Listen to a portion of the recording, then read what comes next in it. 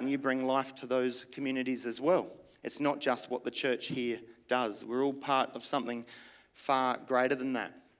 And we say, you've seen people walk wearing our jumpers, I'm sure, the Portlife jumpers. And they're not just there because we want you to wear Portlife brand. They're there to remind people of what we're about. And just three key little things. First of all, to know genuinely. We want people just to keep it real. Just you be you. It's really important if we want to bring life that people see the genuine you. Just know genuinely. The second thing you might see a jumper going around is the one that says to love radically. Make them wonder. Love people in a way that makes them wonder why you're being so nice or why you're doing that for me. It doesn't make any sense to me why you don't know me. There's no reason for you to go and do that. And the third thing we ask our church to do is to serve passionately, to be the difference. Sometimes it's the little things that we do make all the difference. It doesn't have to be big things. Sometimes it's just you might be down the street and someone's $1 short from being able to pay for their bit of their groceries, and you give them that extra dollar because you can see what's going on. You've just been a difference in that person's life, just in that little moment. So we encourage these three things: know, love, and serve. That's pretty it. It's pretty simple. But I have seen over the last few years since we adopted this vision, so many people in our church actually not just knowing it, but actually living it. It makes all the difference. And you'll hear so many times people say, what did you like about when you came to this church? They say, well, because the people are real. Have you heard this before? And that's because the people here are living out the vision.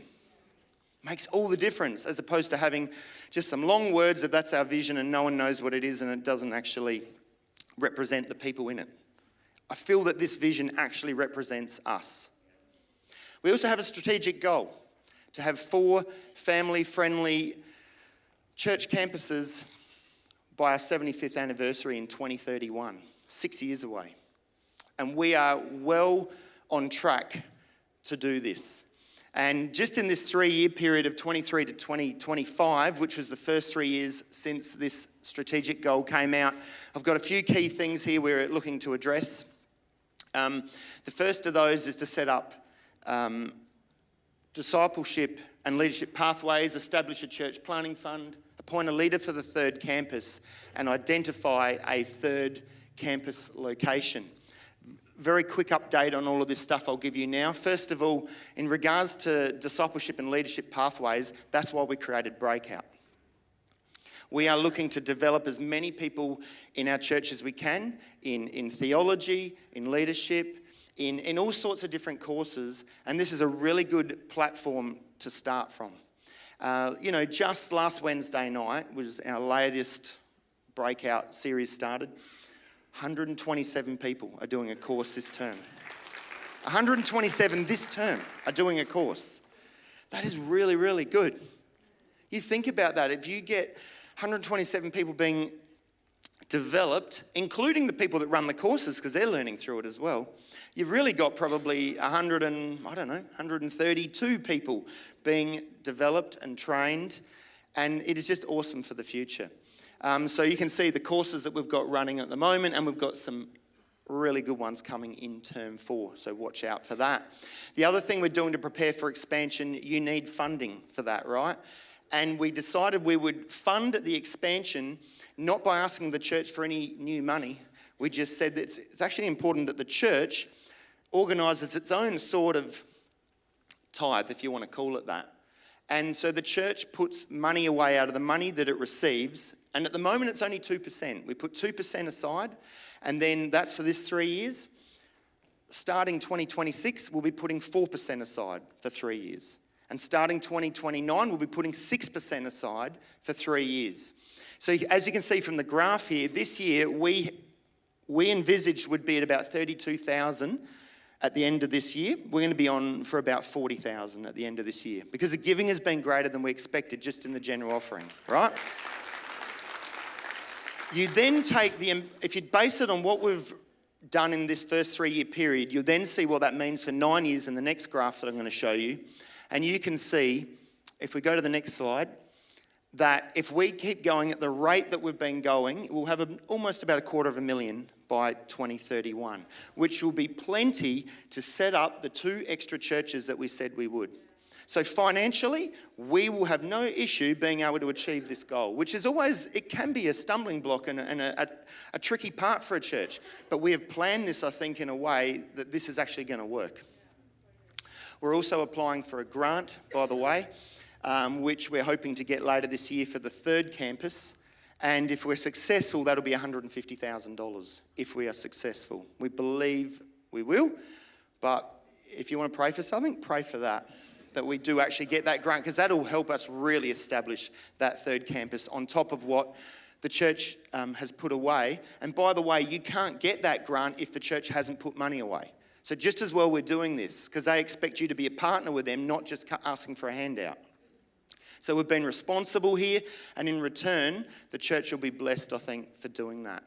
The next thing we did is we had to work out where. And as you know, it's already been announced, we'll be heading north with our 3rd campus, up between Riverlea, Anglevale and Virginia. A team has have put their hand up and said, we're going to go, we're going to be part of that. It's about 30 people. I'm looking so excited about that for 2026. It's going to be awesome. The other thing, if you have a look at I've then got a table here of things that are yet to come this year. So the new team are going to start meeting next month. Crazy, it's about to really happen. And we'll be finalising a location a little bit later this year for where we're going to start out our first services. We'll be appointing department leaders before the end of the year. And then on the 1st of Feb next year, we will be saying goodbye to about 30-odd people that are going to be going north. And they will start on 8th of Feb, 2026. And I think you would agree we probably need to lose a few people from here, because it's getting awkward at times, right? So it's actually really good. It frees up a little bit of space from here. And it does the point of what we're asked to do, which is to go out into all the world, and we've got a group that's going to go. It's good. And I think we announced this earlier this year as well. For the first 2 years, myself and Tim Kidney are going to share the leadership of that. We're going to be heading up there. I'll be here part-time, and I'll be up there part-time, and vice versa. And so between us and the team that are going, we want to get this thing really up and running really, really well, don't we, Tim? We're excited. Him and I are both really excited. I think sometimes I'm more excited than him, and he's a can of beans. So can of beans, jumping beans. Now, what this has meant is we had to make some changes. And so, because it's like Portlife, well, this has always been known as Portlife for a long time, but now it's confusing because there's one down south and there's going to be one up north. So we felt, you know what, let's keep it really simple. So we're now going to have a Portlife West, which is where we are, Portlife South, which we called Seaview, and the new one, of course, Portlife North. Again, we're trying to keep it simple, all right? I don't know what happens if we don't do the next one in the east, because then things may get interesting. But you get the idea of what we're doing so far. What's really what a credible thing with this church, going back a long time, is the fact that we have a school. People that thought in the past, you know what, let's build a Christian school. I mean, those people aren't around today to see what it's become, but it is such an incredibly powerful ministry.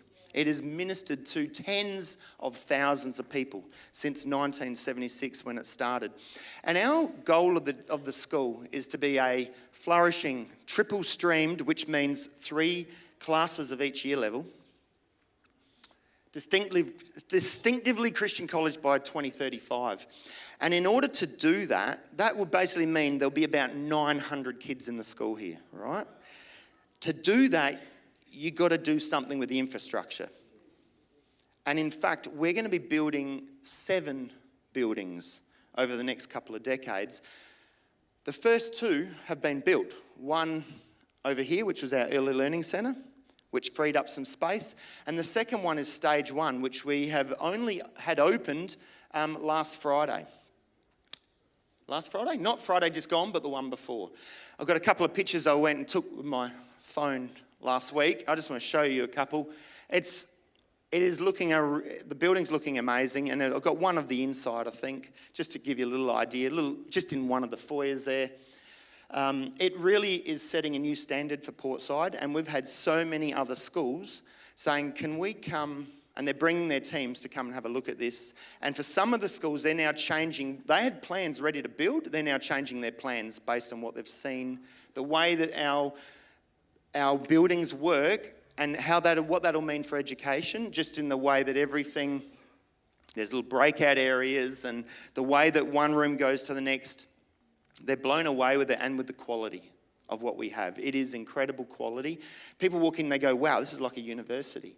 That's the standard we want to have here at the school. And so we're starting work on the board next month on stage 2. This is stage 1. It'll take a few years, but we're starting work for stage 2 at our next board meeting. It's going to be a permanent agenda item as we start to work through what's next. So anyway, in relation to this, I had a little speech that I made over at that opening that I just want to show of you, and there's a reason for this. And so, are we ready to roll? We're going to show you, just bear with me, I hate the sound of my own voice, and I'm going to have to listen to it now even more, but I just want to show you this, you'll see why in a minute. And students, thank you all for joining us on this special occasion. Back in, a long time ago, March 2017, the college board engaged Design Inc. to create a master plan for Portside. And if you think back, this led to the removal of power lines, the expansion of the college oval, a ring road being built around the back of the oval, and the construction of multi-purpose courts, a cricket net, as well as a nature playground. We also purchased 3 properties on Marion Street just up the road and built a state-of-the-art early learning centre which opened last year. And today we celebrate opening the first of 7 significant infrastructure projects that we're going to be building on this site over the next 20 years. When completed, our buildings will be interconnected to this one around the edges of Bower and Causeway Road. This will eventually result in all the other buildings, all those in there, being removed, which will significantly give us more outdoor space for students, as well as the facilities to triple stream every year level and offer a vast array of subject choices. This first building, like every subsequent one, will be named after people that have made a significant contribution to the life of our organisation. This could include principals, educators and other staff members. Today, we are naming stage 1 after a couple who have shown faithful service, generosity and loyalty to this organisation for a significant and unbroken period of time. From today, in honour of Bob and Lois Wakeland, I am pleased to announce the stage 1 building will be known as the Wakeland Building.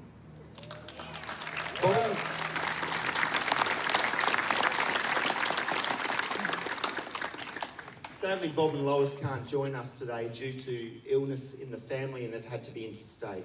But Bob and Lois joined our organisation when it was known as Christian Centre Rosewater nearly 60 years ago and are still active members of our church today. They were here well before our school was even a concept. They became official members in 1976, the year our school was established, and from the very beginning, they were involved. The school first started in the Rosewater Church, so along with others in the congregation, every Sunday night after church, they helped move the chairs and set up the desks for school the next morning. To prepare the grounds for arrival of the portable school buildings, a tractor with a front-end loader was purchased by the school. The Wakelands personally loaned the school the funds to do this. They helped set up the school. Bob created paths around the buildings and covered them with soda ash. I don't even know what soda ash is, before watering and rolling them. They both helped paint the first school buildings, and Lois volunteered at the school teaching art. In the decades that followed, Their daughter Kathy went on to be a teacher at Portside, and their granddaughter Emily still works in our ELC today. The Wakelands are the longest serving members of our organisation, but they are not accolade seekers. They are humble, loyal, reliable and trustworthy, and this building named the Wakeland Building celebrates commitment, service, selflessness, dedication and generosity. Thank you.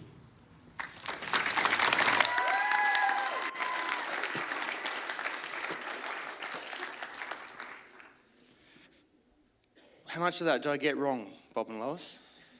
Do I get a thumbs up or a thumbs down? Thumbs up. Can I just get you two to stand for 1 minute? Is that all right? Just stand for 1 second. Let's just thank these guys.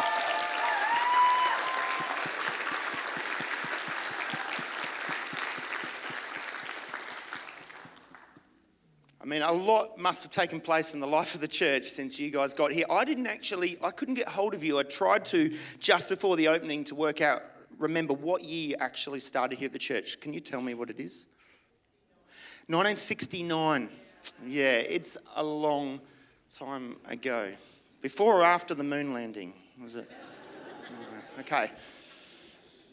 It's a fair while ago, right? They are still active in the life of the church today. You'll still see them driving around, picking up deliveries for us and doing all crazy things. They've just driven back from Sydney in the last 2 days. Incredible. But you guys have been such a blessing to the church. We couldn't think of a better way to start this naming of the buildings than to start with people that have been here for nearly 60 years. And so, yeah, well done, guys. And I know they're not accolade seekers, but we had to call it something. All right. So there's some really good things happening in the life of the school. There's some really good things happening in the life of the church. You just got to look at the attendance on a Sunday morning of the last, since 2022. That is the average weekly attendance. And in actual fact, if I went for about the last 6 weeks, it's about 400 and something per week. It just keeps growing. If I look at the attendance, if we have a look at the size of the church now, at the next graph, you can see what has happened just in the last 12 months. There's heading towards 750 people here, believe it or not, in our congregation. Now, this building does not cope with anywhere near that. So we've been actually thankful that some of you have chosen to be lazy some weeks.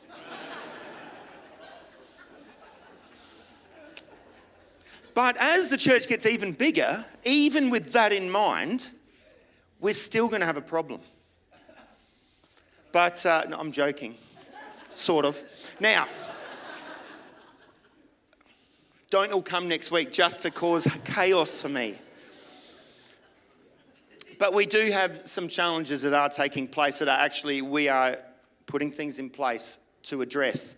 The first thing, though, we'll just show the next slide first. This just shows you the generosity of the church. That's an average weekly offering. That continues to grow, which is great. But on top of this, people are very generous in other areas, like our building fund, in missions and other areas. So this is just pure offering here. So we're putting things in place to try and address the situation that we have. And I've got a photo for you from a few years ago that I want you to have a look at here.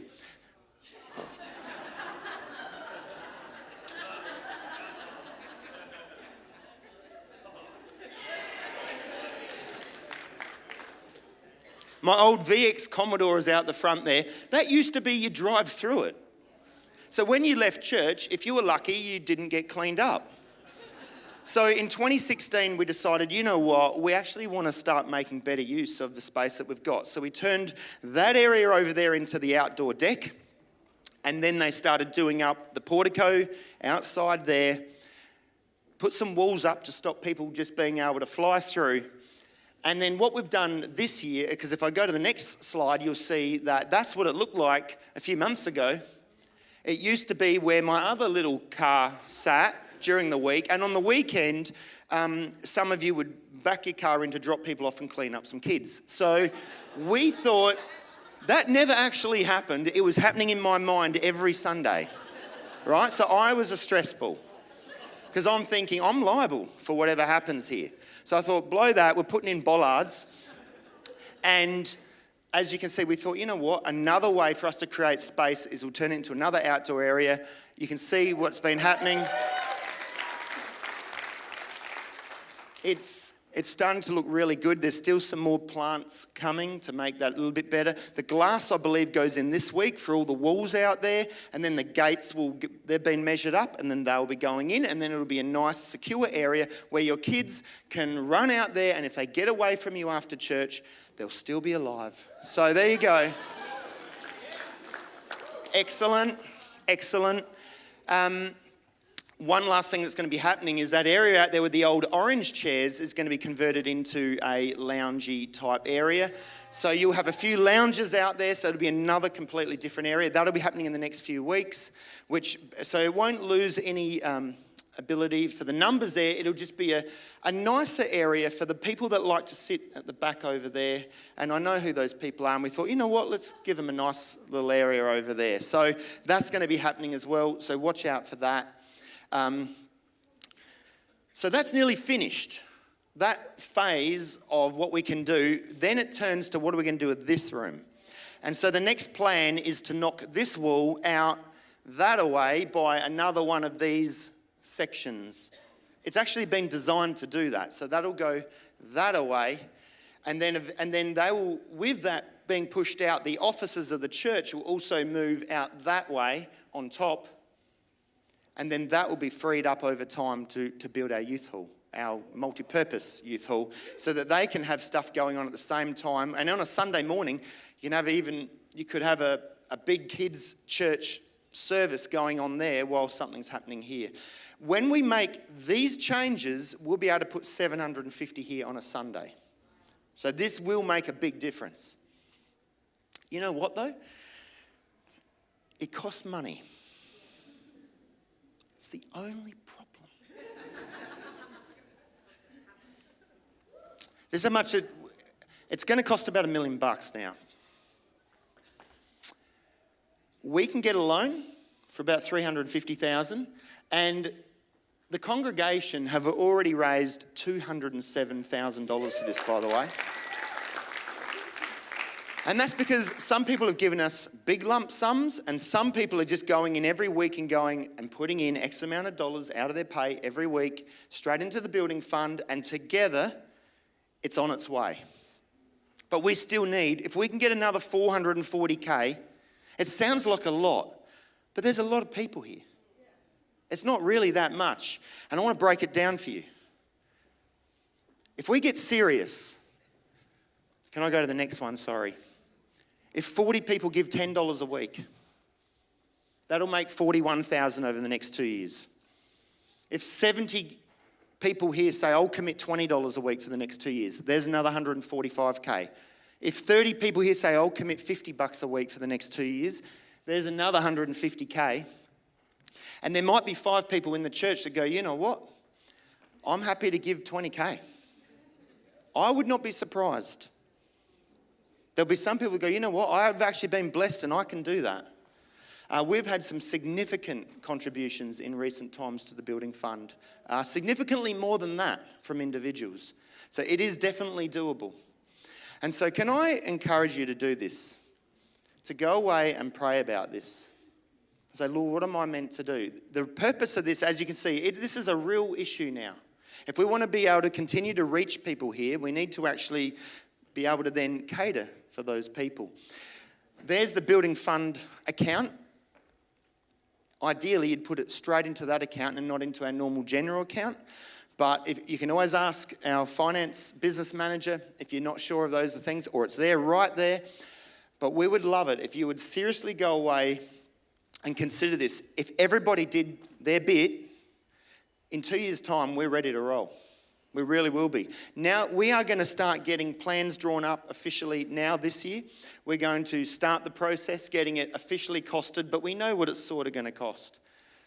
But we want to be ready to roll as soon as the money's there. So can I encourage you, go away, pray about it, see what God says to you. Sounds like a lot of money. But it's amazing what the church has been able to do in the past when, where even what we've got today would never have happened if it wasn't for previous congregations here being this generous and throwing their good, hard-earned money into kingdom purposes. Then we've got what's happening overseas. And it still grieves me today that I still can't get back into Myanmar. It's really sad. I used to love going there. Such an awesome place. And what a shame. It is just a terrible situation where it's just not safe for any of us to make our way there. We've got our 2 children's homes there. You can see the 2 buildings. They're substantial buildings, by the way. Totally funded by this congregation. Totally funded. They're worth over $1 million now, by the way, what you guys put in. One day the plan is for the church over there to sell them, and they will eventually buy acres and acres further out, and they'll build a brand new church, Bible college. They'll have farming out there. They'll be self-sustainable. That is the long-term plan once the kids have grown up. And so what we did, even in what we've done here, will have a long-lasting legacy for people in Mandalay. Will we ever get back there? I don't know, but that's not what we do it for, right? I hope so. I hope we can go back, but I don't know if we ever will be able to. As we announced earlier this year, we will also in the future now be looking to creating a new missions area because we can't get to Myanmar. And so we will be looking to get involved in Indonesia over the coming years. Myself, Amy and Pete Rogers are heading there in September this year.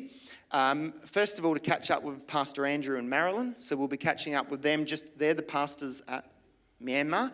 They're not allowed to come here because of the situation, and our government will not allow people from there here, but they are allowed to go to Indonesia. And at the end of that trip, when they go home, Amy, Pete and I will start doing some other investigations in Indonesia while we're there, just for a couple of days. But very, very preliminary.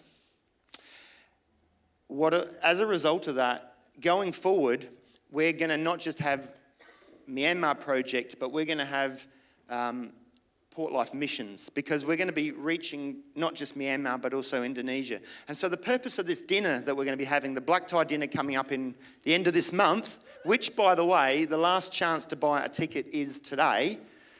If you haven't bought one, you can ring during the week. There'll be no one here, remember? Nick's already told us that. So this is your last chance to buy today. But the money raised from that will go not only to Myanmar, but also to what's going to be happening in the future. We're setting up a fund for what we're going to be able to do in the future in Indonesia. It'll be a great night. I encourage you to come along.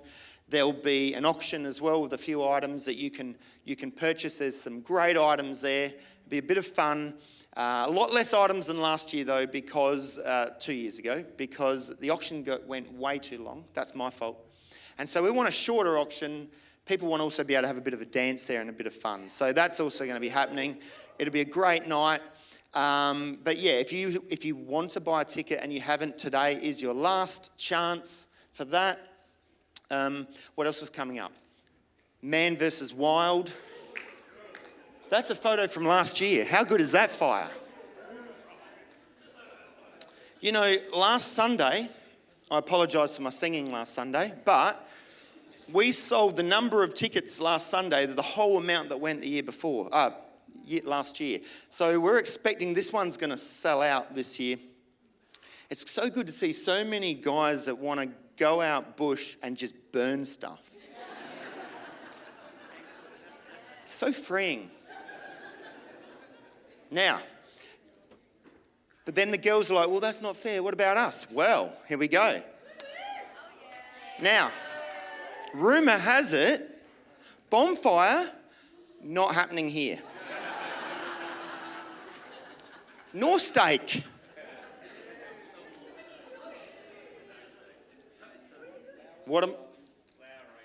Having a laugh at your expense. I don't know what I'm doing. Look, I think next year. I look forward to watching it all unfold. Now, maybe next year the women may go camping. We'll let you know. things may be glamping. And here lies the problem. So, anyway, save the date. Sal's made a change to the date. Note the date. It's November the 8th. Save the date. Remember the date. November the 8th. It rhymes. Right. All right. Christmas baskets this year will again be going to the domestic violence shelter in Eastern Adelaide.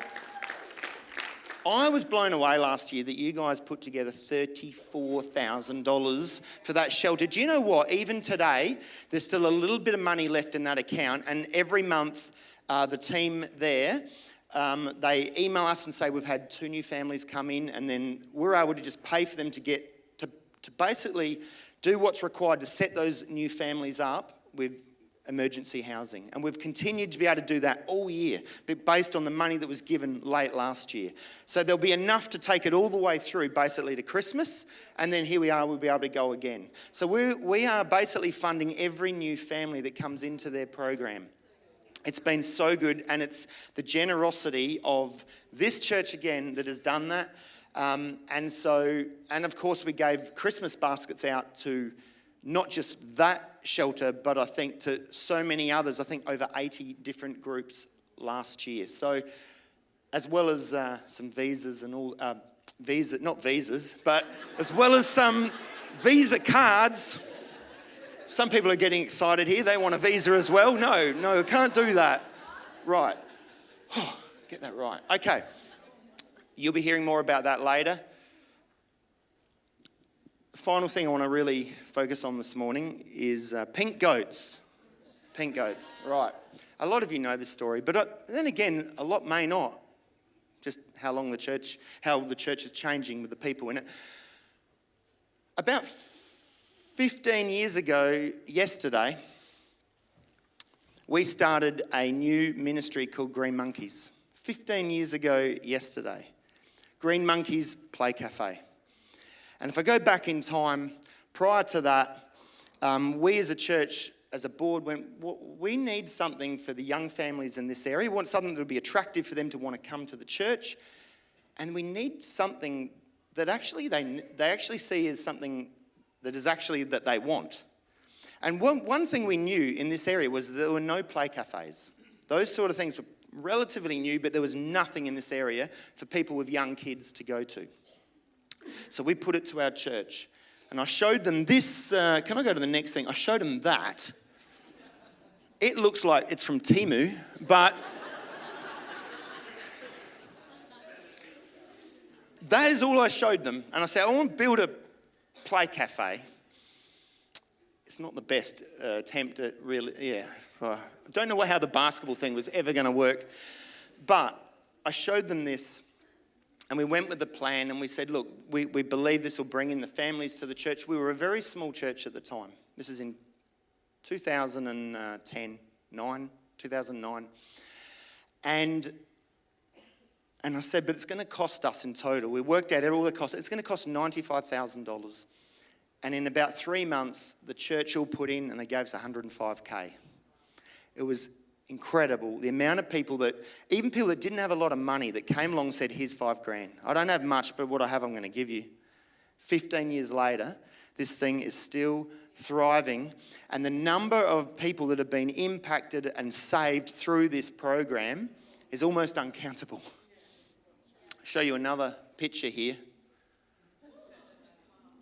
That's what it used to be. To the right there, that used to be offices, and that was our little legends, or whatever it used to be called. And this was actually after we'd started doing some renovations, because we've started putting a little nib wall here, a little wall and a bit of different flooring.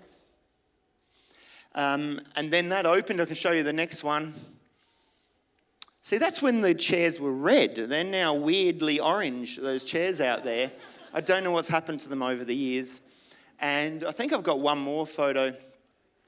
I've got a couple, actually. That's what if we go back to the other one, look at that. People remember back that were here then, even remember where our cafe was, where the current help desk is. And I think we've got one more. There we go. There's Brad. Happy birthday, Brad. And look at that. We've got a photo of him there and Kev making coffee. That's and coffees are only $3 back then, Danielle. So there you go. And do you like our order here sign? Everything was done very professionally. Okay. Anyway, we thought, what are we going to call this thing? And my sister-in-law, I was discussing this with my sister-in-law, who used to be in the church here before they moved to Queensland. And she said to me, I can sort this out for you really quickly. So she went to her son, who's standing next to me as well. And she said to him, what's your favourite colour? And he said, green. She said, what's your favourite animal? He said, monkey. Said, there's your name, Green Monkeys. Right? It's that simple. 1 week later, we asked him again, what's your favourite colour? Pink. And what's your favourite animal? Goat. Pink goats. Green monkeys, we were lucky we got that first one. And it actually fitted because they are like little monkeys running around in there, aren't they? Swinging from everything they shouldn't. So it actually worked really, really well. That's how the name came about. I want to invite now, over those years, we've had a number of people involved, so many. But I thought 3 of the key people that led it over that 15 years, they're all going to share for just about 2 minutes each, just on the impact that Green Monkeys has had over that 15-year period. By the way, we have free cake for everyone after church. We have Green Monkeys cakes coming, birthday cake. So I've got these 3 ladies who were all very heavily involved. Jo, of course, running it today, but also Carolina and Sally, who for many years put so much into this. So I'm going to hand over now and let them run it. Thank you. When Josh first came to me and said, I think, we had a 1-year-old at the time, he said, we should start a play group. And I'm like, there's millions of play groups, I don't want to do that. And he's like, but what if we do an indoor playground? And I was like, ooh. Because at the time, you had to drive 25, 30 minutes anywhere from here to get to a play cafe. There really was nothing in this area. And so when we started it, we were very clear that we wanted to run it not as a business. It was not about making money. It's never been about making money. It was about creating a safe, welcoming, warm place for families to come into from our community. And it was actually incredible. We just saw such a huge response from the community from the very beginning because there really was nothing in the area. We made it very clear that we wanted to have donation only to come in. There was no cost. People could bring their own food. And we also said to our workers, we don't want you preaching Jesus at people. We don't want them to come in and feel like, they're pressured into becoming a Christian or coming to church. Just love them, build a relationship with them. And if they ask questions, which many of them did over the years, you can answer, but we want them to feel safe and welcome. And it's a great place for them to connect with each other because, as many of you would know, when you first start having kids, it can be a bit of a lonely time. If your friends don't have children or have older children, and you can feel like, you don't have anyone in the same stage of life as you. We found we had lots of people come from, move into the area from other parts of Adelaide or from interstate or even from overseas. And being able to come to a place with other parents in a similar stage of life and make friends with people in their community was just life-changing for them. And so we just saw a ton of people come. In that first year, we kept a track of how many attended each week, adults and children. We added it all up at the end of the year, so 2 sessions a week, 3,300 people in the first year alone. 3,300 people walking through the doors of our church. It was an absolute game changer for us as a church because we found that not only were we blessing and being outward focused, it also blessed us. Like we felt like we suddenly had this greater connection to the community. You'd meet someone and you could say, hey, come along to Green Monkeys, and we would be able to build that further connection. So we really found that it also positioned our church as a family church. As Josh said, we were quite a small church back then. We're probably getting about 160 on a Sunday in comparison to what we have now. And once we built that playground, we became very family focused, and we found a lot of young families started joining the church. So I just want to personally say a huge thank you to the many, many people who gave money. As he said, we raised a ton of money. People gave a lot of time and effort building it. So we're so appreciative to those of you who did that. And I want to say a huge thank you to those of you who have volunteered a morning a week. Some of you did it for a term, some did it for a year. Some of you have done it for over a decade, but have come and faithfully served so that we can create this safe, warm, welcoming place for people in our community. Thank you so much. I'll hand over to Carolina. I had the privilege to serve God and the community as Green Monkeys coordinator from January 2017 to June 2021. Green Monkeys has always been more than a play cafe. We have created a safe place for everyone who comes through the doors. Our heart has always been to make people feel welcome, loved, valuable, and accepted as Jesus does. Green Monkeys is open not only to provide a service looking after kids and making coffee. We run this program to serve the community. For the ones who come on their own or with friends just to enjoy the coffee while the kids play in the playground, the amazing committed group of volunteers always make sure to welcome them and to look after well the kids. There are also the people who have come not only to enjoy the services we provide, but who have made real connection with us and have shared their personal stories, deep feelings, emotions, losses, and struggles, and we have been here to listen, to grieve, or rejoice with them.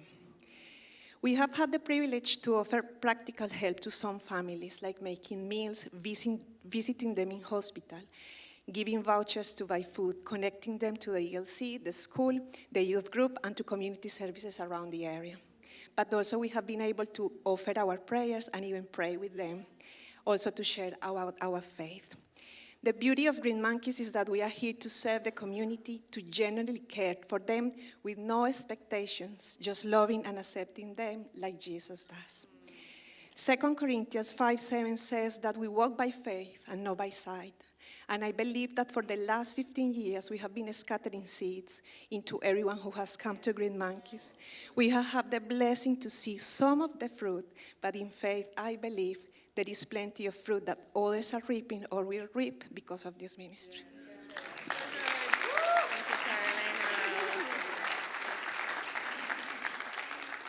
Yeah, look, my heart is just full of gratitude just for these lovely ladies who have led Green Monkeys into where it is today, and also just for all the volunteers that we have, and just for the congregation here at the church too, just for your prayers in continuing this amazing, amazing ministry.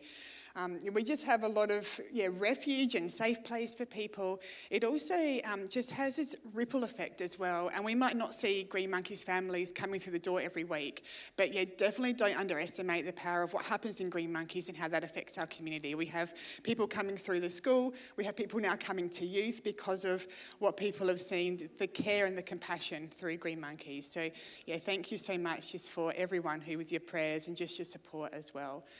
We just love to be able to just show that this is just a place where it's safe for people to come along and just have a coffee, just to chat. No, you don't have to chat. It doesn't have to be sort of anything sort of too personal, but it does always come out to be personal because I feel so safe and comfortable here. So thank you. So it's really exciting now to see what's going to happen in the future too. Obviously, we've got Green Monkeys down at South, and then I don't know, it could be Pink Goats out north, who knows?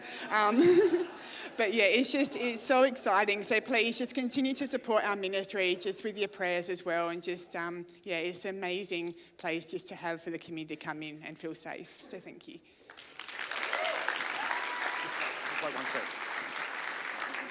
Okay, just while I've got Joe up here, Joe.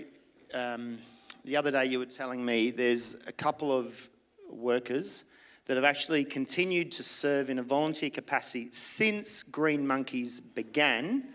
I reckon it'd be nice for us just to mention them and honour them this morning. So can I just get you to do that? Sure. So we'd love to have Sandy Bailey and Pauline Halford, if they're both here this morning. Stand up.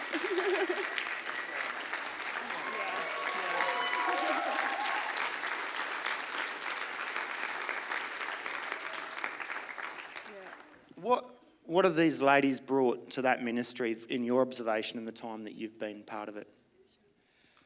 Well, they're both nurses for a start, so their heart is already for care and compassion for others. So it's just great. But I just love having these two ladies, and I've got some other volunteers that are close on when it started as well. But it's amazing to see just their their mum and grandma feel as well. So parents can come in and they might only have just a single parent or not other family here. And these ladies just take on that role of just being that extra bit of family that sometimes are lacking out there. Yeah, so thank you so much.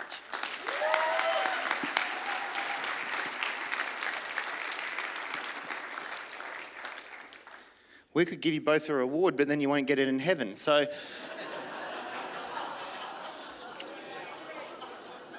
it only just dawned on me, we should have bought them a gift, and sorry we didn't. We might need to look at that. Again, can I just thank the church? Without everyone doing their bit, we don't really have a church. And I love the way this church, just even the way, hear how this morning, how people, it's okay for us to have a laugh at church. It's okay to make friends and connect and want to do stuff together and to want to, I feel like this church is so on board with the vision. Makes all the difference. Know, love, serve. Let's continue to do this. Em, you can come up. We're going to worship in a minute. Thank you so much for embracing the vision, being part of it, and making the difference in the lives of people in this community.